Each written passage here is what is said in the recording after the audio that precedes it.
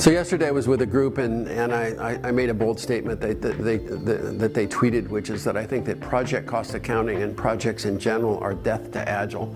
And maybe that's overstated, maybe I was just trying to make a point, but the reality is that the basic project metaphor that we've used primarily in our IT world, which is to assign some temporary work to some temporary people to start, finish, deliver, restart, finish, deliver.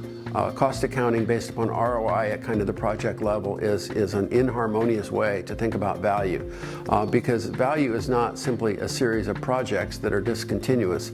Value is a set of related efforts, things that work together, initiatives that need to be coordinated and cooperate so that you have this continuous flow of value. And the basic project construct, here's a mission, we need to bring people to the mission, we need to start it, we need to deliver it, we need to stop it, we need to debate the cost overruns or whatever, is really sticky. And what I mean by that is it inhibits the flow of value. If we think differently, we think about maybe a backlog of important things to do, and we bring our key stakeholders involved in prioritizing that work. They don't need a project metaphor. The team is already together. They're an Agile release train. That's the basic development construct, a team of Agile teams. They're there. They're waiting for new work.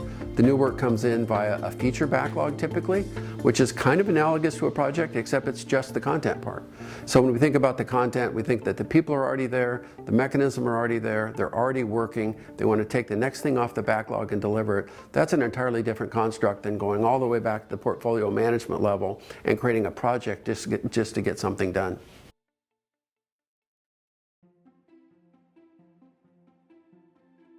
Companion to that is project cost accounting, and I think we know the friction that creates.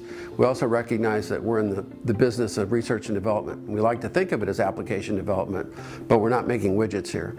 Every project, if you will, every initiative is going to see its challenges. And if you start out with a basic project metaphor, then you're very worried about its start and its stop. And the people that you've assigned to that project have another project after that one. So if you have an overrun, then Project A is going to affect Project B, and project managers for A and B are going to be an inherent conflict. And then we're going to be defending the overrun to the cost accountants. We're going to say, well, why did you have an overrun? Well, maybe it was a bad team, or maybe it was a bad customer, or maybe it was tough technology. And the reality is, teams will inspect and adapt, and it doesn't matter which of those is the problem. Most of those projects struggle.